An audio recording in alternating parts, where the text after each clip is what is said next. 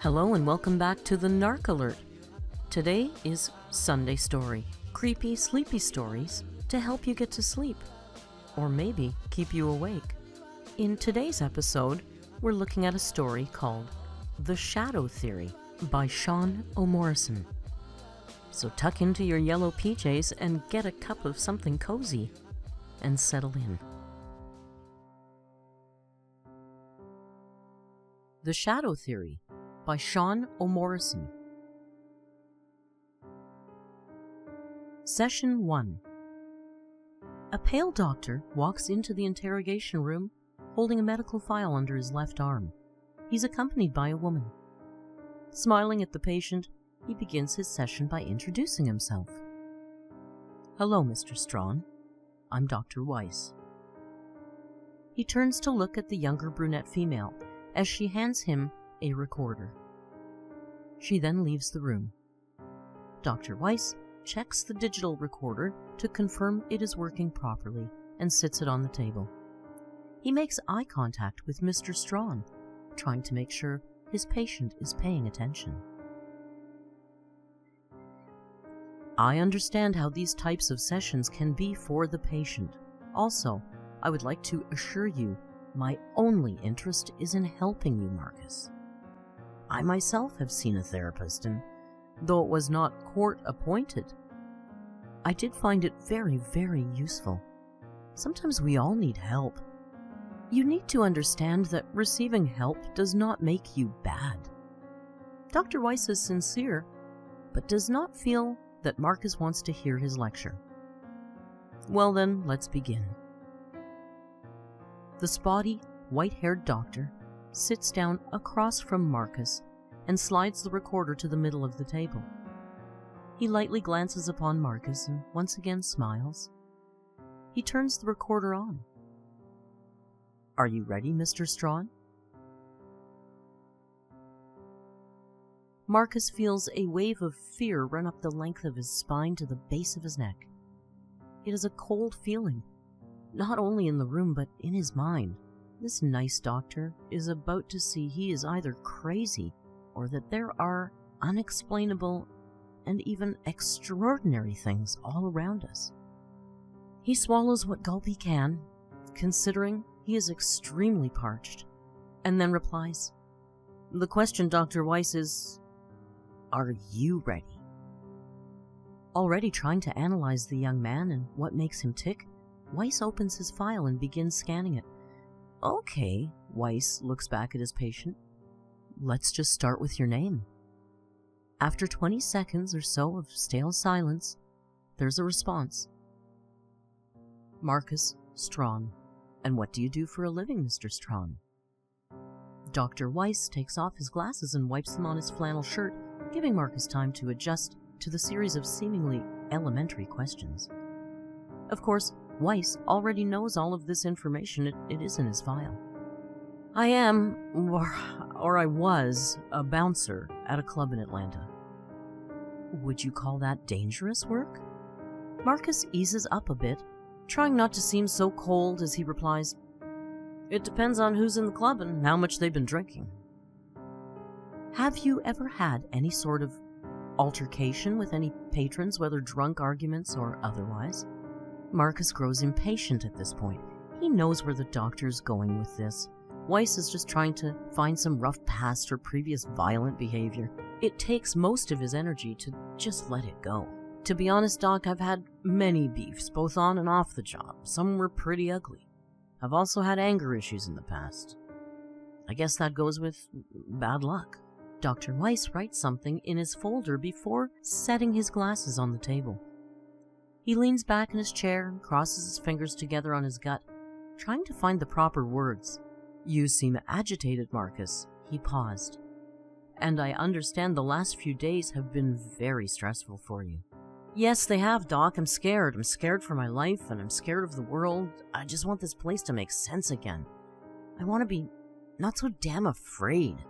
Marcus debates in his head whether to tell him or not, and decides that if anything, he just wants to get it out. He just wants someone to know his troubles. Something very odd is happening in his life. He says, almost as if he's in pain, The shadow. In a confused tone, Weiss repeats him. The shadow? Listen, it's not like I'm seeing crazy shadows or shadow monsters. I'm not hearing voices or anything. It's just this one shadow. I see it everywhere. Dr. Weiss leans forward with interest and returns his glasses to his face and begins overlooking the file once again. Marcus continues. I keep seeing this one shadow all around me. There's nothing scary about his size or shape. I mean, he's got no claws or horns. You wouldn't think it would feel so menacing, but he just watches me and he won't go away. It's like he's always there, but he isn't there, you know? He now has the doctor's undivided attention. What do you mean by he is there but not there, Mr. Strawn? I see him, but it's never just like on a wall or something. I only see him in reflections or in stray lights. Could you elaborate more, if possible? Marcus sighs, trying to figure out how to say what he's been seeing for the last week without sounding like a complete madman. He hides in plain sight. I won't see him on my wall, but I see him on the wall through the mirror in the corner. Or if the sun or moon shine through the window, I won't see him in the window, but in the square light spot on my wall. I see him watching me. Marcus shivers as his hairs raise. At this point, Dr. Weiss is no longer interested in the violent acts of the previous day. He's spellbound by this shadow man that has obviously driven his patient into some kind of nervous breakdown. Marcus, how long has this been going on? For a week now, and it's been a really long week. I cannot imagine, Weiss says in support. Any idea what could have triggered this anomaly or when you first noticed? A long, unnerving silence falls over Marcus as he stares at the floor, still debating on giving this kind doctor the full story. He wonders what a mental institution will be like. Would he still see the shadow? Would he for sure be sent there if he tells Dr. Weiss? He deduces that Dr. Weiss is his only line of defense now, his only hope. And so he begins. A week ago I rode the bus. It was about 5 when we hit my stop and I got off like usual. I didn't notice it at first. I had my headphones on and I was in the zone. Weiss scribbles a few notes down in the file and asks Marcus to continue. Alright, so I hit the store and I got a Powerade, nothing special, and when I got inside I noticed it. Marcus grows a concerned look, almost as if he cannot believe what he saw. I had no shadow. The doctor quickly gazes up at his patient. He fumbles in his head for a second, hoping his original diagnosis was correct. Hoping that Marcus is just having some crisis and is not crazy. But how many sane people claim they have no shadow? Weiss speaks, almost in a condescending tone. Marcus, everyone and everything has a shadow. One cannot defy this simple fact unless you could block every light source, including the sun. Even glass has a shadow. That's what I'm saying, Doc. I don't have one. Believe me, I tried to figure it out. The lady next to me on that corner had a shadow. It was long from the sun, stretching right out in front of us. I had nothing. I even tried crossing the street to the park and still nothing. No shadow. Dr. Weiss grows concerned. How would something like this even be possible? There's no way this patient is lacking his shadow. Is he really crazy? I hope not. But wouldn't it be worse if he were somehow telling the truth? No, there has to be something deeper going on here. Medications maybe, drug use. Well, it would make sense, considering what he has done. Weiss feels his thoughts running rampant, and for the first time in his 34-year career, he has no idea what to say. By now, the room has been silent for a full 2 minutes, and he senses Marcus is uneasy. He quickly fires off a question to break the silence. So, you have had no shadow in the last week, and you are afraid of this fact? Marcus feels smarter than his court-appointed therapist at this point and retorts, yeah, who wouldn't be? Combine that with the fact that the same day I began seeing this mysterious shadow all over town watching me, it's enough to make you feel crazy. Do you feel crazy, Marcus? I feel like something is going on that's beyond my control. I hope it isn't some switch flipping in my brain. Without the tools or research to know how to handle his case at this point, Dr. Weiss decides to end the session. He thanks Marcus for his time, and he tries to let him down easy. Mr. Strawn, I'm going to need a little time before I can draw any conclusions on your, situation. You are going to have to stay in here for a few more days. Marcus' heart sinks. I didn't mean to hurt him, Doc. I don't deserve to be locked up like a criminal. Promise me you will come back. You're the only one who can help me now. Dr. Weiss feels pity for this patient, and he gives Marcus his word that he will do his best to figure out what the problem is. He then takes his medical file and his recorder and leaves the room. As he exits, the guard comes in to escort Marcus back to holding.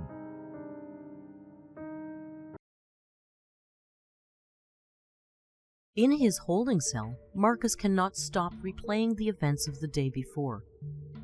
Behind bars, most of the time you spend alone in your head. He sees the window of his apartment with the headlights shining through. He envisions the pistol in his hand, the one he had been holding for days. He was terrified that that shadow wanted him. The troubled man had no idea what he could do, even with the gun. He then pictures the light reflection move as the car outside turned, sliding an ominous yellow square across his bedroom wall. There it was, the shadow, in that pale yellow light, right next to him. It was 2 or 3 seconds overall, but playing it in his head feels like years.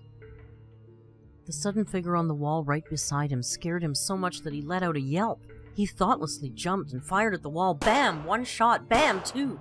Each gunshot rings in his head and it feels like a cymbal. Bam! With each eruption from the pistol, he hears in his mind the prison cell closing behind him. Marcus begins to cry in his bunk, remembering the screams that followed his blind shots at the wall. The walls were thin, and several rounds made it through to the next apartment. His neighbor John, a divorced father of 2, was struck and killed by the gunfire. As Marcus heard the screams of his children, everything stopped. He knew his life was over. He was stunned, heartbroken, angry, and alone in the world. He felt discarded in that moment.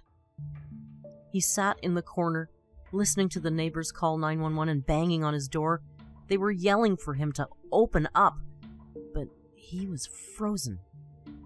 It took forever for the police to arrive and arrest him, but not before the Shadow Man came back. As the sirens grew louder and stopped outside his building, the flashing blue lights penetrated the window. There on the wall in the flickering blue box was the Shadow. He was flashing as if he were in some kind of strobe light, just watching him as if to say, "I win, and you will never defeat me." Dr. Weiss walks into the room, this time with a whole stack of folders and files. His hair is a mess, and he looks as though he has not slept in the 3 days since their first session. This time he does not smile, and he offers no introduction. He simply sits down and places the recorder on the table. He does not turn it on, but begins speaking. "I will be honest, Mr. Strawn, when I left the other day, I had no idea what to do." Marcus hopes for some good news from the doctor. "I went home and, after searching through textbooks from medical school and online for hours, I stumbled upon a case eerily similar to your own." "What do you mean, Doc? You mean someone else lost their shadow and it wanted them dead?" Weiss does not respond. He doesn't even look at Marcus. He instead pulls a small flashlight from his pocket. He states, "I'm very skeptical about all of this, but I took an oath to help my patients and never turn them away." Weiss finally makes eye contact with a serious and cold face. "I cannot help you if I do not give you a chance." Marcus is relieved and worried at the same time. "I appreciate it, Doc." Dr. Weiss then calmly demands, "Hold out your hands, Mr. Strawn." Marcus hesitates. What is this? But he feels trust for Dr. Weiss, so he holds his hand out over the table. "See? No shadow," he says with confidence. Weiss clicks the small light on and begins moving it around Marcus's hand. He moves the light up, down, side to side, and to his amazement, there is no shadow. As a control, the doctor then tests his own hand in the same fashion, but his shadow is clear as day. He peers up at Marcus in amazement, but the amazement is short-lived. "Doc, shouldn't you be recording this?" asks Marcus with concern. Dr. Weiss stops and leans his head down, his body slouches over, and his arms clinch the sides of the steel table. It seems as though he's close to tears. "Marcus, the case I came across may well have changed my outlook on you." "Well, that's good though, right?" "I do not know." Marcus has never been this stressed out about anything. He has 1,000 questions, but he asks none. He decides to let the doctor gather himself for a moment. It takes a lot out of the man seeing something truly unbelievable. It is not something you can easily brush off. Eventually, Weiss sits down and opens an old discolored folder. According to the case, a young man about 20 years ago claimed his shadow had vanished, and then swore on the stand that it began to watch him. He was convinced the shadow meant him harm. One day, he saw this shadow in the glass of a storefront and drove his car right through it. He killed 3 people and wounded 2 more. Marcus is losing hope. There's no way this kind of thing just happens. The poor soul, he wanted the sick game to be over just like me. It's so weird we both ended up hurting someone else trying to drive the shadow away. Dr. Weiss carries on. Upon evaluation, they deemed him insane, and he spent the rest of his short life in an asylum. "No, Doc, I'm not insane. I never wanted to hurt anyone. I was just scared, and this has all been too much to handle." Listen to this part, Marcus. In this asylum, he developed a theory, one that is loose, and there is no scientific evidence to back it up. He sounded, well, crazy. "What was this theory?" Marcus begs. "Please, Dr. Weiss, I have to know." Dr. Weiss lets out a sigh. He removes his glasses and wipes his face, rubbing his finger and thumb on his stringy white goatee. He does not want to encourage any of this, but feels like the patient needs to hear it. He commences. "I do not personally believe in any of this, but the man in the asylum believed in parallel universes. He was certain we have a counterpart in our likeness. It goes around and does everything that we do, and in some other plane of existence. He said that's why there are shadows, not because of light. He said everything and everyone we see is there on the other side as well." "Doc, this sounds like nonsense, just like babbling to me." "I agree. Well, until I get to this part. He believed his shadow or parallel self had somehow died. Like he said, they were supposed to go to the same places and do the same things together, including dying." "So he thought his shadow died? What, his shadow ghost was haunting him? Come on, Dr. Weiss, I thought you had something for me." "I know, it sounds insane, son, and I feel that way too. He swore he was supposed to die and his shadow moved on without him. Something about universal balance. His shadow was watching him and waiting for him to die, possibly even trying to hasten the process." "So this man in the asylum, how did he die?" The doctor hesitates. He hung himself with a bedsheet." Marcus is disgusted and confused and angry. "Aw, Jesus, Doc," he exclaims. Dr. Weiss knows this is stressful to hear, but maybe somehow it can help Marcus figure out what had happened to his shadow. He feels awful. 3 days of coffee and research, and this is it. This is all they have to go on. "I'm sorry, Marcus, but going by this case, we might be able to swing an insanity plea." "Well, and then what? I go on the stand and tell the family, sorry, I murdered John, but hey, I'm insane? Fuck that. I thought you could help me, Dr. Weiss." "Marcus, I am sorry. I have never in my life dealt with this sort of thing. This is not the help he thought the doctor could provide. A nonsense theory that seems to help Weiss cope with the shadow more than himself." Marcus hits a wall out of anger and self-pity. "Man, get me out of here. I'm done. Guard! Guard!" he shouts. "I want to go to my cell. I'm done with this." As the guards rush in to calm Marcus down and take him away, he looks right at Dr. Weiss and says, Don't you ever come back." None of this session is recorded. Reasons are unknown. Dr. Weiss is older now, too old to do what he will be doing on this day. He straightens his tie and puts on his jacket. He gazes mournfully in the mirror at his pale face and the wrinkles around his eyes. His white hair is almost gone. He sees the blue veins in his neck and hands like rivers or roads on some pale old dried-up map. Today will be tragic. Today is the state-scheduled execution of one Marcus Strawn. Weiss retired after that confrontation with Mr. Strawn. He lives alone, always repeating that crazy theory in his head. He's always checking to see if he has a shadow when he goes outside. He was never the same after that last session. And today, he hopes to gain some closure. It is a dark room, filled with people in funeral attire. Judges, lawyers, and the district attorney are present. He notices two young women, aged 14 or so, in front. They're both sobbing mournfully. He knows they are the neighbor's daughters. They're here to watch the lethal injection of the crazy man, the one who killed their father. Weiss feels sorrow for this family, and at the same time for Marcus. The curtains open and Weiss can see Marcus being walked in. His orange jumpsuit is ragged. His beard and dreadlocks show years of neglect. They strap him down with ease, like he's willing and ready to get this over with.